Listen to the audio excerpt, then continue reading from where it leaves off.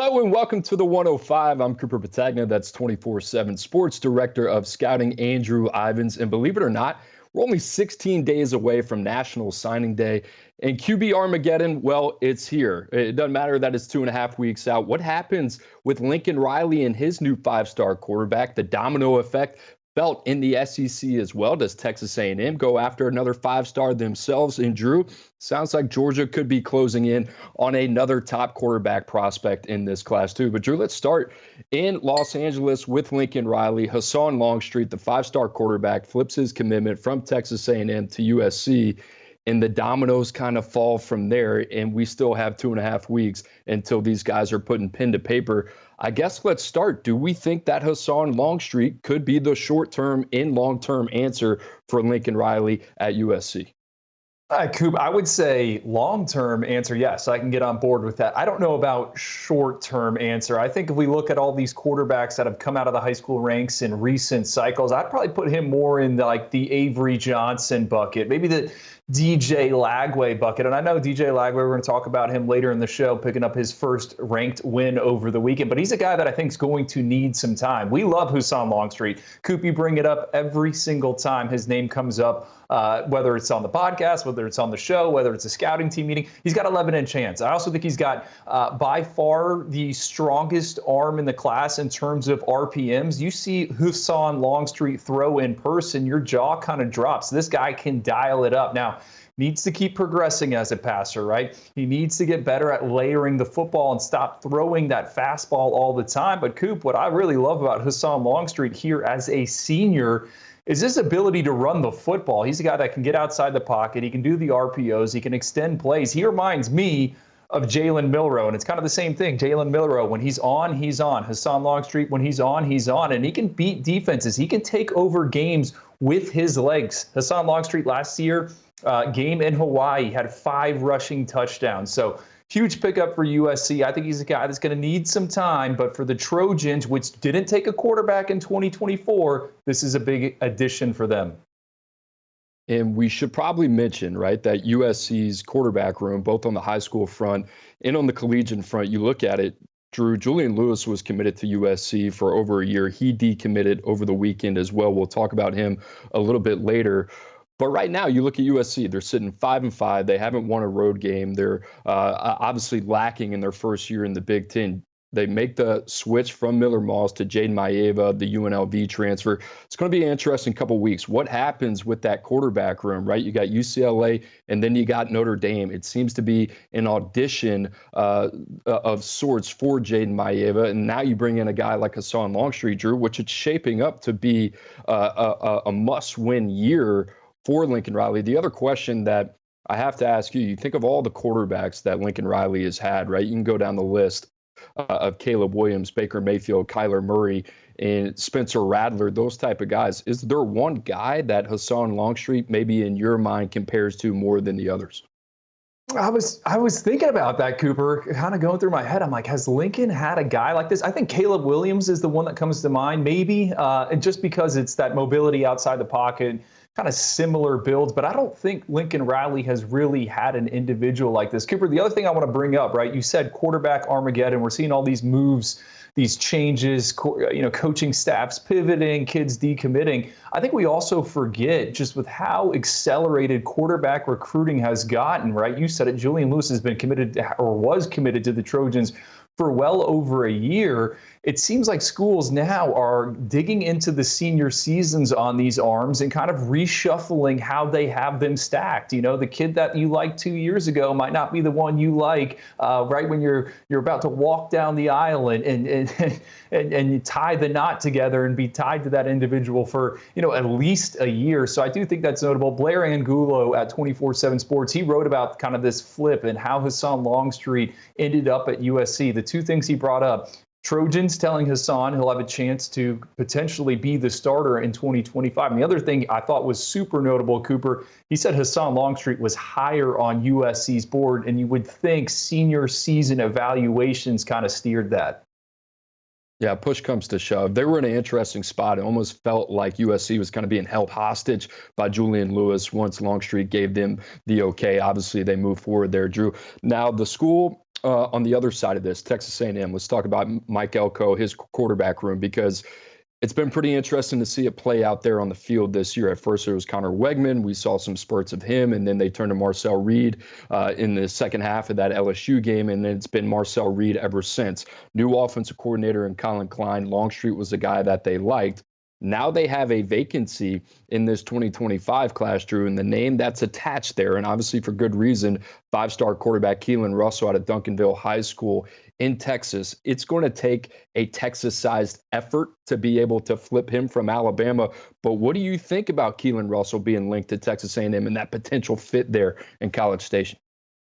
Coop, do you remember when we were at the Elite 11 finals back in July? We were driving around. I think we had a Jeep, some type of Jeep SUV, and I remember we were headed to one of those sessions, throwing sessions. You got a very interesting text, and I'm not going to reveal who it came from, but someone was asking you about Hassan Longstreet and Keelan Russell. Who was the better one?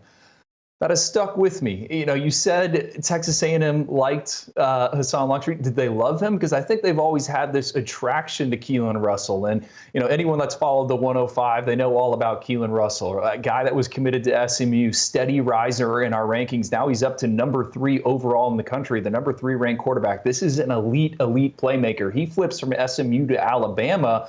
But I think Texas A&M, they've kept their eye on him. In-state product at Duncanville High School. He has been excellent as a senior. And Cooper, you brought this up in the pre-production meeting. What stands out about Keelan Russell's game? His ability to scramble and kind of move. You said it reminds you of Marcel Reed. So I don't think anyone's talking about this connecting the dots just yet. But with 2 weeks to go, I think you need to watch the Aggies for Keelan Russell, right? Absolutely. And I think Texas A&M, they're in a unique position right now because they have a quarterback room that they like in Marcel Reed. We'll see what happens with Connor Wigman. Keelan Russell, to me, Drew, is kind of like the cherry on top, right? It seems like Mike Elko has been able to establish an identity in year one at College Station. Now, you take a player like Keelan Russell, what does that do, not only in the short term, but the long term, how you're able to sell this program? And the other thing is, we talked about Marcel Reed's ability to unlock Colin Klein. What would a guy like Keelan Russell do for him as well, Drew? So it's going to be interesting to see Texas A&M. Are they going to stay pat with their current quarterback situation? Are they going to be aggressive here in the last couple of weeks? Maybe put their best foot forward, maybe put a package together that might be too enticing for a guy like Keelan Russell to say no to. We'll see what happens there. Drew, we touched out on it a few minutes ago. Julian Lewis, kind of the caveat, a little bit of a forgotten man here, but decommits over the weekend from USC and one of the best passers in the country. You and I have talked about it. Maybe one of the guys that's most equipped to step in and perform day one. We know that history there at Carrollton High School, what he's provided for that program. All of a sudden, Drew, you look down the line. I mean, you could go all the way back. It was Auburn, then it was Indiana, and it was USC who he's committed to. The school that's kind of loomed in the shadows, now all of a sudden that just makes the most sense, where the crystal ball, according to Tom Loy, is favored 100%. It seems like Deion Sanders and Julian Lewis could be heading for a unique marriage together.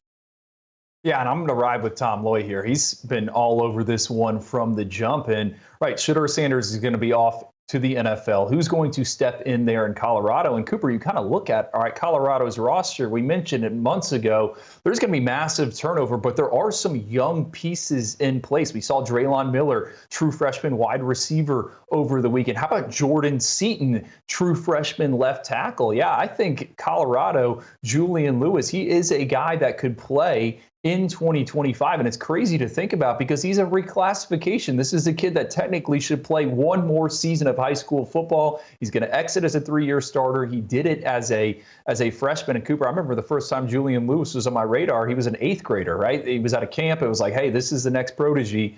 So, I think that's certainly one to follow. I want to know what's going to happen with Georgia, right? You mentioned Julian Lewis was there in Athens, Bulldogs. Post Carson Beck, what's kind of next? Yeah, they got some options there. They have a quarterback committed in Ryan Montgomery, but they're entertaining the idea of taking 2 arms. Yeah, last thing on Julian Lewis, what I think is really interesting. You and I talk about it all the time, about the 3 Ps in order to be successful. You got to have the play caller, you have to have the protection, and you have to have the playmakers. And we know Colorado has the playmakers. They're going to continue to go back to the well via the transfer portal. Now you got some stability on that offensive line, playing better. Jordan Seaton, a guy that's going to anchor that left side. What about Pat Shermer? I mean, what a revelation he's been. Deion Sanders took a lot of heat for letting go with Sean Lewis, now the head coach at San Diego State. Pat Shermer, what he's been able to do with Shedeur Sanders, some of those offensive weapons, it makes that situation a lot more attractive for a guy like Julian Lewis. So, Drew, let's talk a little bit about Georgia. Georgia's in a pretty interesting situation. Carson Beck will leave for Sundays after this year.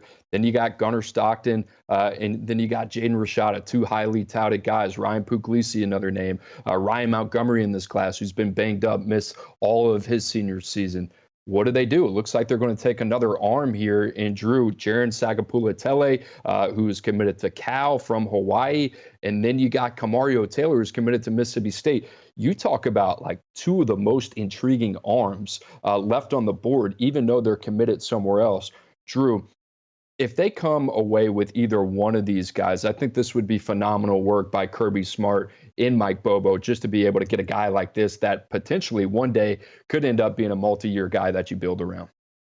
Yeah, Cooper, I don't know about you, but to me, this shows a dialed-in scouting department, which isn't surprising, right? Georgia's Georgia. They're in Athens. They have a ton of personnel. But I think when you go through all these quarterbacks in 2025, outside of the names at the top of the board, Jaron Kiwa-Salapatoga and Camario Taylor, those are the two game tapes you turn on, all right? And then you get excited. You start texting everyone, hey, are you watching this? You're sending clips. Those guys have a monster ceiling to me. Jaron is a guy that I've gone hot and cold, right? As a junior, couldn't really get out of sacks. You look at what he's doing here as a senior. He has broken Dylan Gabriel's record there as the Hawaii's all-time leading passer. We liked him at the Elite 11 finals. He has shown more and more. One of the best when it comes to attacking the deeper third. Camario Taylor, man, he is the wild card to me. We use that title all the time for Deuce Knight, the Auburn quarterback to commit. But Camario, his ability with his arm, his legs, you're talking about a guy that looks like a defensive end playing that quarterback position. Georgia's really never had that type of individual taking snaps. Maybe you have to go all the way back to DJ Shockey many years ago. So I don't know how it's going to play out for the Bulldogs, Cooper, but I do love the idea of them trying to upgrade that room. And we like Ryan Montgomery. We like Ryan Puglisi. Those other two quarterbacks also get me excited about what could be taking place there in Athens. Yeah, Sagapula-Tele and Camario Taylor will be on campus this weekend, reportedly, for the game against UMass. Drew, if there's one guy that I thought maybe fit a little bit better, it'd be Sagapula-Tele, just a pocket passer. You talk about a guy that can distribute at all three levels. What a great fit he would be. And then Camario Taylor, Drew, we should mention, teams like Texas A&M still looking for a signal caller. Mississippi State kind of down bad this season, right? You would think here over the next 2.5 weeks, it won't be just Georgia maybe pushing for Camario Taylor. Drew, a couple more names I want to get to, and let's stick in the SEC. How about Tramel Jones flips from Florida State to Florida? You talk about a succession plan already for the freshman in DJ Lagway. Tramel Jones makes a lot of sense. And then you got Ole Miss still working on Deuce Knight, Drew, who's committed to Auburn, the former Notre Dame commit. Lane Kiffin going to do whatever it takes to get that one done as well. We got some interesting kind of storylines building up here over the last couple of weeks. Yeah, let's start with Tramel Jones. I don't know if Billy Napier and the Florida Gators could have done any better, right? All these kids are on social media. They're watching the games on Saturdays just like us from their couches. Sometimes they're in the stands. Everyone knows that DJ Lagway is the future there in Gainesville. So for them to go out and get an experienced signal caller, and Cooper, I think what's notable here, right, is that Tramel Jones, the flip smoke really didn't start picking up until Scott Strickland, the AD there in Gainesville, gave Billy Napier a vote of confidence, right? Tramel Jones opens up the recruitment. He takes an official visit this past week, and he watches Florida beat LSU. Now they got him in the boat. I don't know what Tramel Jones' ceiling is. I think he's a guy that needs to improve as a decision maker, get better at getting away from sacks. I think those are the two weaknesses. But you want to talk about a guy with clean mechanics that can get in rhythm, that can throw his wide receivers open. He does just that. He's impressive in those camp settings. We saw it time and time again. He reminds me of former Florida quarterback Chris Leak, who had plenty of success in the orange and blue. So I like this pickup for Florida, right? Yeah, he's not a 4-star prospect. Hey, 3 stars are players too. And I think Billy Napier, which has his hand in those quarterback development, I'm excited to see what he's able to do with Tramel Jones. Drew, in the last point I'll make on this, everything you said about Tramell Jones, I echo, like just in terms of the fit there. Those two kind of remind me of each other, not so much the player, but the way that they're wired. I think that's a really good thing for Florida. On Ole Miss, Deuce Knight, Kamario Taylor, both those guys from Mississippi, you have to find a way to get one of those dudes, especially the way that Lane Kiffin coaches that quarterback position. Guys, stick around. We got some more DJ Lagway Florida talk coming up next, along with Studs and Duds.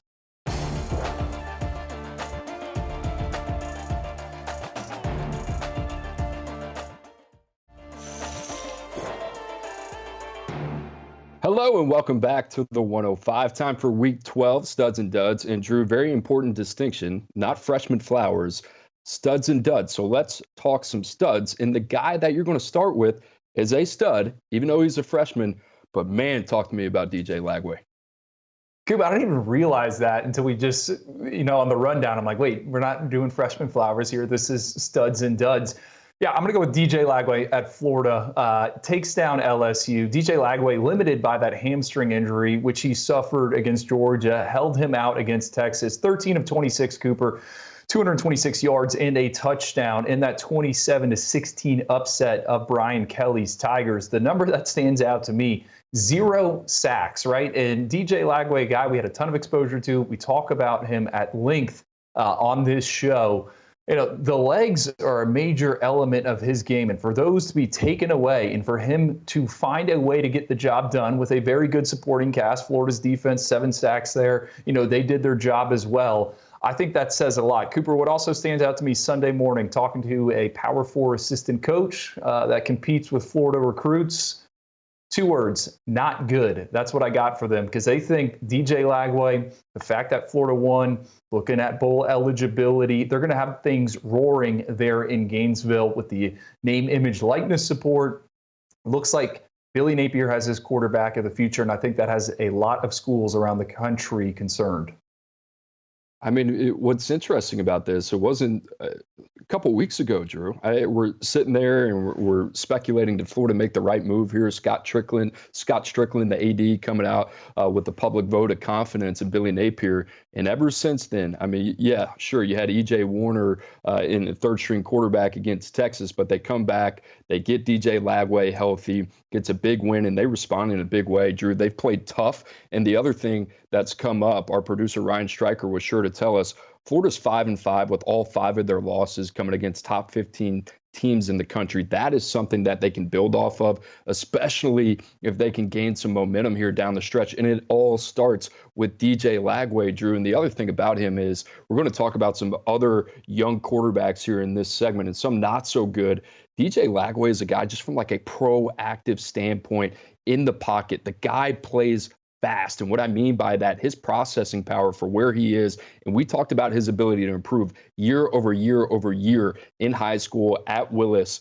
And a guy that got statistically better in every major category, Drew. He's made that leap from high school to college, and he's doing the same thing. That's been the most impressive part about him. So DJ Lagway, I think he's got superstar written all over him. That's obviously why we ranked him where we did as well. All right, Drew, for me, I'm going to stick with the quarterback position. I'm going to stay in the SEC, a guy that's been under a lot of fire, a lot of criticism the last couple of weeks. About Carson Beck, Georgia. He responded in a big way in a win over Tennessee, 25 of 40, 347 yards, 2 touchdowns through the air. And we got to see the athlete a little bit more as well. Couple big runs on 3rd down, another one that he scrambled for a touchdown, Drew. This was a game that I think you and I were asking the question, can Carson Beck win Georgia a playoff game if it was all on his shoulders? Well, we saw that against a top 10 team and another CFP contender in Tennessee. He bounced back in a big way. And Drew, the thing that comes to my mind that I started thinking of, we saw Oscar Delp, we saw Lawson Lucky, and we saw Ben Urasek all in the passing game. All 3 of those guys by committee really kind of replacing that production from a guy like Brock Bowers or Ladd McConkey. This felt different against a very good Tennessee team. This was super encouraging if you're a Georgia fan to get this from your quarterback. Cooper, that 2-ball in the back of the end zone between tight coverage windows, that was one of the dimes of the season. That's how I scored it. No, that's a great one. I love that stud. And I'm going to go to a dud here because you said, all right, Carson Beck looks like a quarterback that could win a college football playoff game. My first dud Nico Iamalieva, I don't know if I could classify him as a guy that's for sure going to win a college football game. Sacked 5 times on Saturday night in the 31-17 loss. He only completed 20 of 33 passes for 167 yards, 0 touchdowns, 0 interceptions. Cooper, his longest completion was 17 yards. Nico has yet to pass for over 300 yards in a game this season. His 11 touchdown passes rank 10th in the SEC. This is a former 5-star, Cooper. This is a quarterback that some back in September were calling the best quarterback in all of college football. Seems like he's not on schedule. It seems like he has not, taken that next step. It seems like things have not clicked. So to me, I'm putting Tennessee quarterback Nico Iamalieva in that dud category, and I think he's a guy where he needs to prove it in these big spots. You're putting him on notice, and I think, Drew, you're onto something here. When you watch Nico, and I mentioned this with DJ Lagway a little bit earlier, a guy playing under duress and with an injury and a hamstring. Nico was questionable throughout the week, coming back from a concussion. He did not look comfortable against Georgia. Georgia makes a lot of quarterbacks look uncomfortable, especially young and inexperienced ones. But, I talk about this all the time.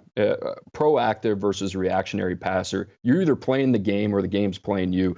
Nico is in reactionary mode. Everything just seems a little bit late. We don't see those timing or anticipatory throws, which that is the whole bread and butter of a Tennessee Josh Heupel offense, Drew. The other thing that's lacking, the accuracy. That's where we really kind of saw him thrive in high school. And what's interesting, you look at guys like Jackson Arnold, Nico Iamalieva, some of this has not translated, and it's a little bit worrisome. Sure, they're both redshirt freshmen, guys that are going to have to grow up, but this experience is a good thing for Nico. Ultimately, at the end of the day, I think will benefit him. But right now, Drew, he's not what people thought he was going to be. Maybe long-term he will be that guy. Still a lot of growing up to do there. So I like that one. Drew, my dud, I'm going to go with LSU's offensive line. You said it earlier. They gave up 7 sacks. We're talking about LSU, one of the best offensive lines in the country. They had given up 6 sacks before that in the previous 9 games. 2 guys we continue to talk about, and maybe we talk about them a little bit too much. We talk about Will Campbell, talk about Emory Jones. They can't even run the ball. They give up 7 sacks. Sure, you got Paul Mapinga at left guard stepping in for Garrett Dellinger, Drew, but Florida just absolutely had their way. And I get it. A lot of people want to point the finger at Garrett Nussmeier. Understandably so. He deserves the fair share of criticism. But LSU has been one-dimensional all season long. And the staple of who they were supposed to be this season, without Jaden Daniels, their identity was going to be up front. I think Brian Kelly, Brad Davis, the whole crew, they got to take a look in the mirror and say, all right, yeah, we got some talented kids here, especially some young ones, Drew. A lot of guys that you and I like, Mapinga, DJ Chester, Tyree Adams as well. But the thing that I always think about, your 6th, 7th offensive linemen better be guys that you're invested in, guys that have some experience that you can go in the portal and say, you know what, we're in the meat of the schedule in the SEC. Who can we rely on? I think there's a lot of lessons learned here for LSU, Drew. Unfortunately, this is another one. Now all of a sudden you're looking at 6-4. There's a lot of people in Baton Rouge screaming for Brian Kelly's head. I like that one, Cooper. My final stud. How about Arizona State's Kenny Dillingham? Sun Devils improved to 8-2, 5-2 in Big 12 play after they take down Kansas State 24-14 on the road. Last year, the Sun Devils 3-9 in Dillingham's first year, but now they have a chance to reach double-digit wins for the first time since 2014. Up next, a trip to BYU. Then they got Arizona at home. Cooper, remember back in the summer months, we were wondering, all right, this new look Big 12, who's going to be the team that emerges? I'm buying stock in Arizona State. I like what I see. I like quarterback Sam Leavitt. Got to give a tip of the cap to Kenny Dillingham. I mean, who would have thought? Kenny Dillingham, Deion Sanders, Colorado, Arizona State, Drew. I think that we had the roles reversed in Arizona. We thought it was going to be Arizona with Noah Fafiti and Tetaroa McMillan that were going to be making all the noise in their first year in the Big 12. Not the case. All right, my last, Drew, I'm going to go to South Carolina. These guys have been amazing to watch here over the last couple of weeks. How about quarterback Lenora Sellers? And Drew, he's making it go right now. Gamecocks 7-3, big win over a top 25 ranked team in Missouri at home. Game-winning drive there with less than a the minute that he engineered, 353 passing yards, 5 touchdowns, had a bad interception, but added 45 yards on the ground, Drew. You want to think about a guy that comps to like a Anthony Richardson, especially with the accuracy being a little bit of peaks and valleys. Sure, he's got a ways to go. But Norris Sellers in South Carolina, especially with that defense, they are must-watch TV. Guys, stick around. We got freshman Flowers coming up next, jam-packed, just like Studs and Duds.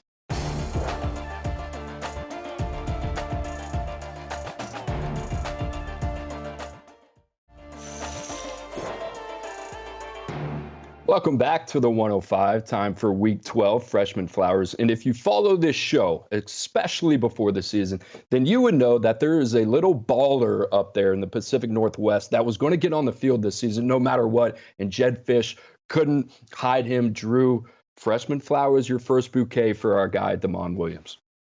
He is, man. Will Rogers throws back-to-back interceptions on Friday night. In steps Damon Williams. He leads 2 straight scoring drives as Washington beats UCLA 31-19. Now, I don't know, Cooper, if there was a changing of the guard, but everything I've heard coming out of UW is they love this kid. He's the real deal. Cooper, remember, Damon Williams is someone that originally signed with Jedd Fisch at Arizona, follows him there to Washington. We got him in the All-American Bowl last January. He was excellent there, both with his arm and his legs. He's now played 168 snaps this season as a true freshman. I'm calling it right now, right? Next August, when we're talking preseason, Damon Williams is going to be the name that the college football media is gravitating towards. Oh, this is a breakout star player. So just be prepared. Damon Williams, you heard it here first. He's the next one up out on the West Coast.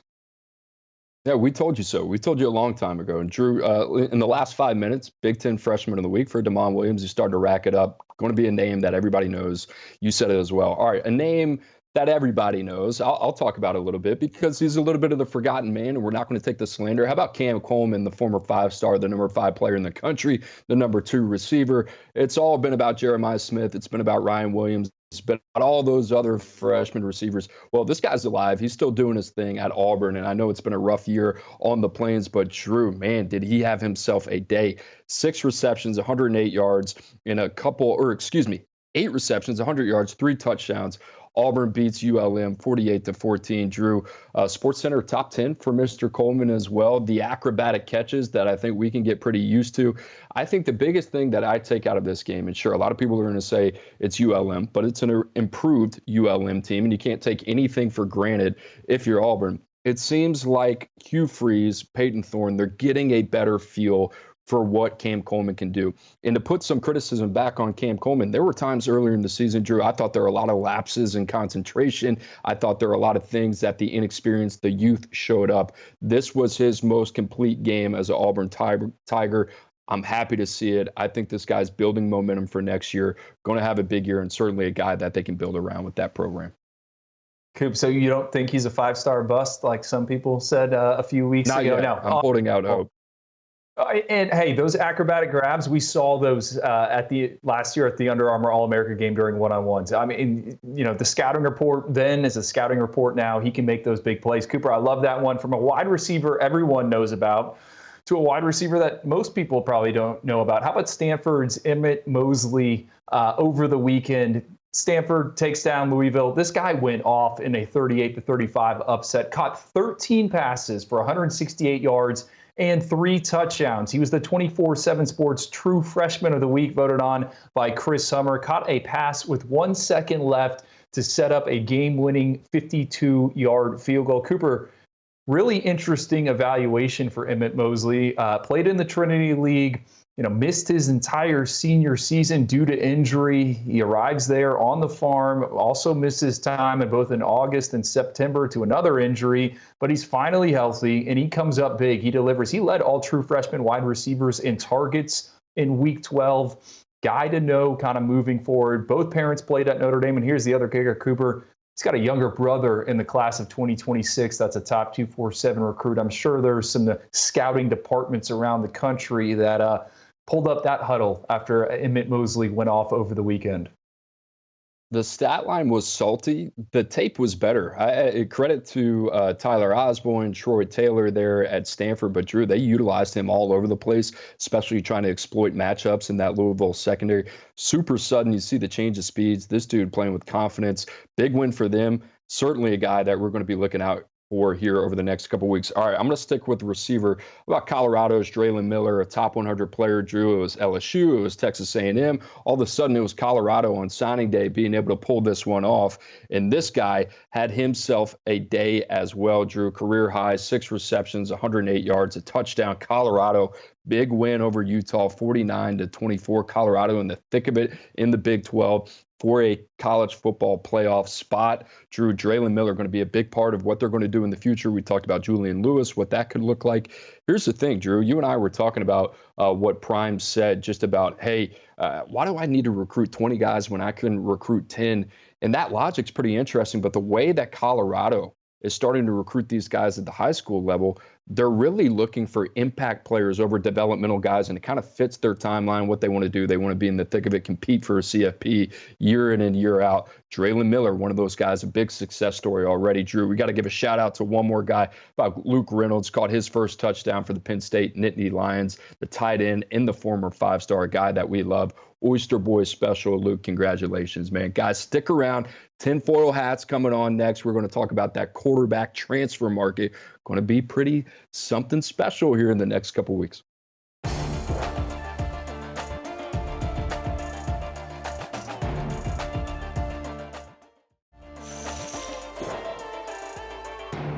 Welcome back to the 105. Guys, we talked about National Signing Day. Okay, that's 16 days away.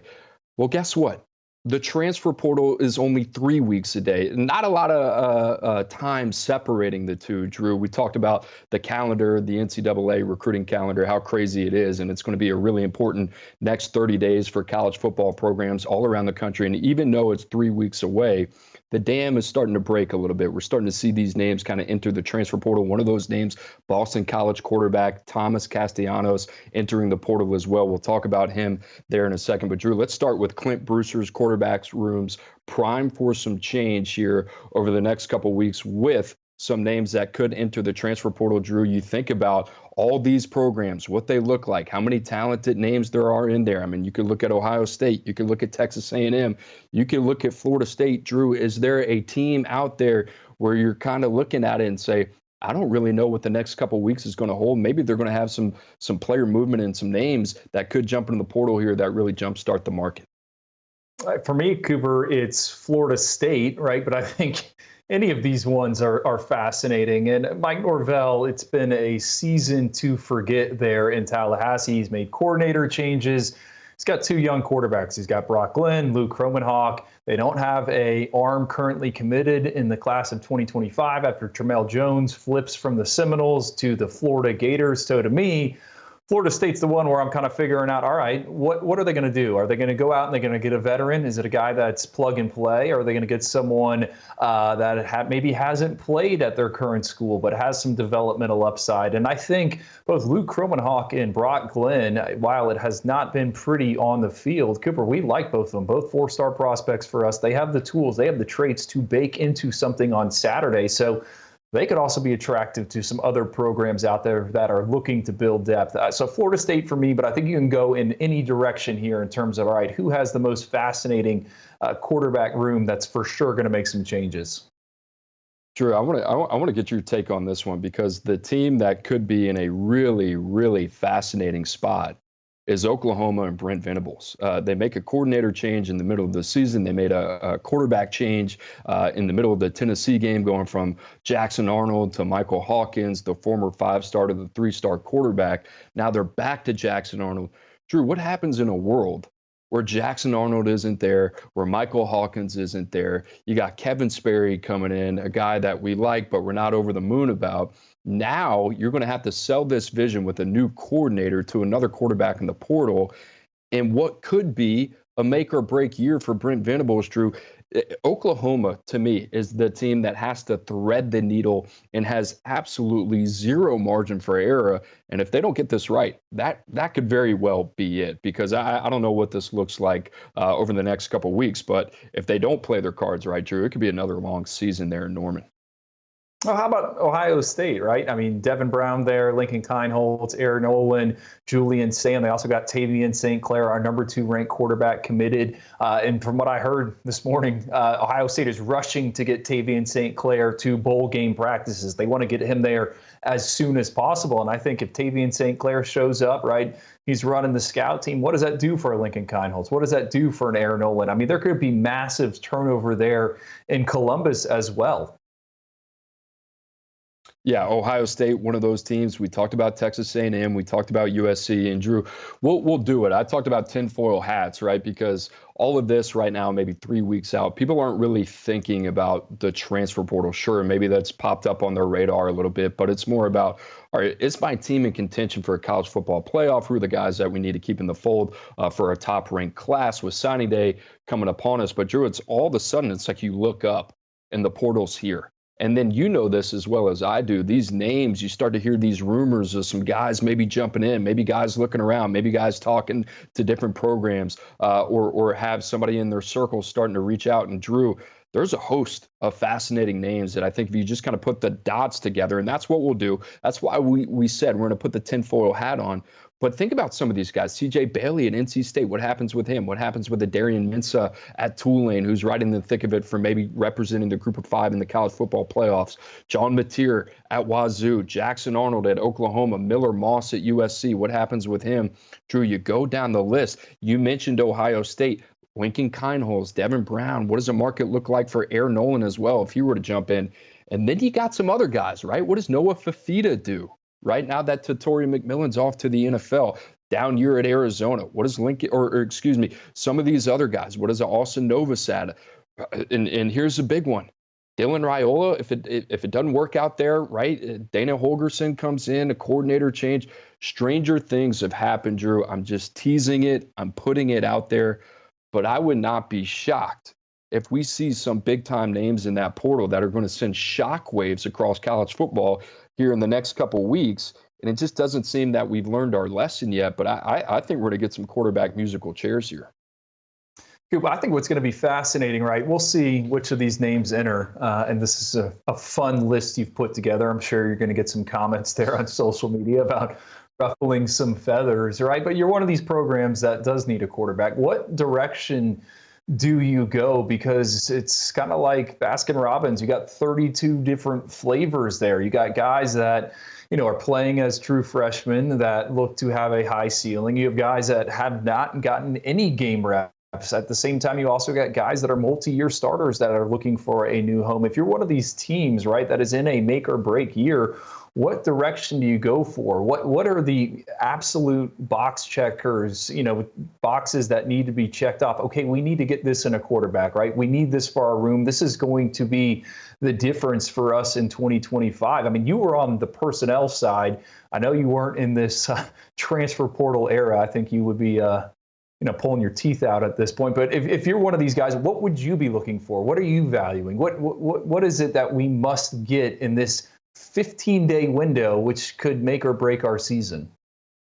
It obviously depends what program you're at, and it obviously depends who your offensive coordinator is, because your job in that personnel world is you're trying to give that OC the best chance to win and obviously move forward with their agenda, which is scoring points, right? So a question that you may ask of Michigan might be different than, all right, what does Miami do this year after Cam Ward, right? What does that look like for both of those programs, both of those systems offensively? The thing that I think about, Drew, right now, we talked about some quarterbacks a little bit earlier, and we talked about DJ Lagway, and we talked about Lenora Sellers. The thing that comes up with me recently of what I'm thinking is Lenora Sellers is one of those guys. I mentioned it. It's been a little bit of peaks and valleys as a passer. The saving grace is the legs. That dimension in terms of what that can do for your offense, I think makes you so much more difficult to defend. And when you're in a pinch, you have a little bit of a different wrinkle that you can go to. We talked about it with Damon Williams. Will Rogers goes out there. You're talking about a guy that is a pure pocket distributor, throws 2 interceptions. What do you do to give UCLA a different look? You put in the guy that can run the RPO, and now you have to defend very differently. It makes defenses think about that the way that they're going to defend you with a running quarterback. I think LSU's going through this right now, and it's part of the reason. One of the interesting conversations over the weekend, I put a tweet out about Thomas Castellanos at Boston College. And I don't know who I offended. I said that he's an extremely exciting player when you turn on the tape, and he is to me. And I get it, Boston College right there. Maybe they want more. Maybe the fans are tired of seeing what they're seeing. You talk about a guy that ran for over 900 yards a year ago, a little over 300 this year, cut down on the INTs, and a guy that's dynamic. And when I look at him as a passer, Drew, he's good enough. But you pair that with the dimension of the legs, this is a guy in the right scheme fit. You could ultimately say, hold on, like I see some huge boom potential, not only for him, but the offense around him as well. So it's all about saying, all right, what piece really fits me? And then on our program, and then on top of it, is there another dimension that maybe we can go acquire out there that we don't have right now that can make us a little bit more difficult to defend?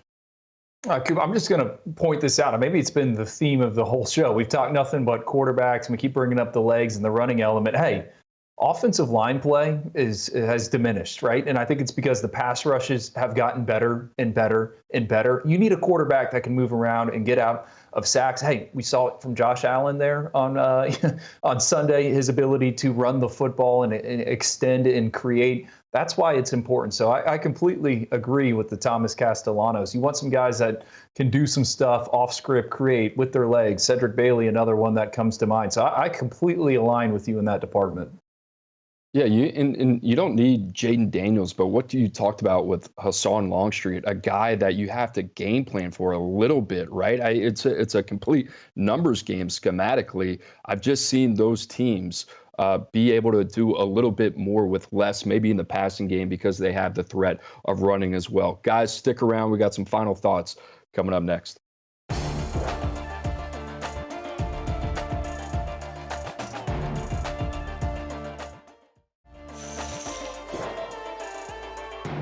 Welcome back to the 105, Drew. It's that time of year, the coaching carousel starting to get going. And believe it or not, we are approaching double digits in terms of the number of openings already. And here's a weird stat for you. I was just told by our producer, FAU, Kennesaw State, Rice, Temple. If you have a mascot with the name Owls, you're out of a job. That's it. That's the other weird wrinkle going on in college football right now. But Drew, there you see some of the names of the jobs currently open. And I got to ask you, FAU just popped open, Tom Herman out. That happened within the last hour and a half or so. You're a FAU alum. What's the best job open right now? It's got to be FAU, right? Boca Raton? Yeah, I had to written down East Carolina, right? I've been to East Carolina. They've put guys in the NFL. I think it's an under-recruited region, excellent fan base. They will pack the stadium there. So ECU is what I wrote down, but I will bring up Florida Atlantic. And, an opposing coach played at FAU this season, took down the Owls. He texted me right away. I don't understand why they're not winning games there. Everything you need, facilities, location, 1.8 miles from the beach there, Cooper. You can see it from the press box, by the way.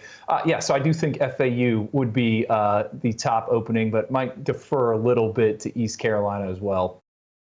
I like East Carolina. That would probably be top of the list. FAU right there with them. Southern Miss kind of stands out to me. But Drew, real quick, I know you probably thought about this already. How do you win at FAU? What's the type of guy that you would go out there and say, they need this type of dude here? Definitely not a reacher, right? Willie Taggart didn't work out. Tom Herman hasn't worked out. I think they need an up-and-comer that wants to recruit local talent and they want to develop players. Cooper, FAU hasn't started a quarterback they signed out of high school since the 2018 season. They continue to rely on transfers, and it is not working out. Oh, we'll see what happens there, guys. Like I said, I mean, we're 2.5 weeks out till signing day, 3 weeks until the transfer portal. A lot going on. The coaching carousel keeps rolling as well. Guys, we appreciate you as always. Make sure to always keep it locked to the 105. You can find us every Monday and Wednesday right here on the CBS Sports Network and on the 24/7 Sports YouTube channel. For Andrew Ivins, I'm Cooper Petagna. Thanks for stopping by. We'll see you next time.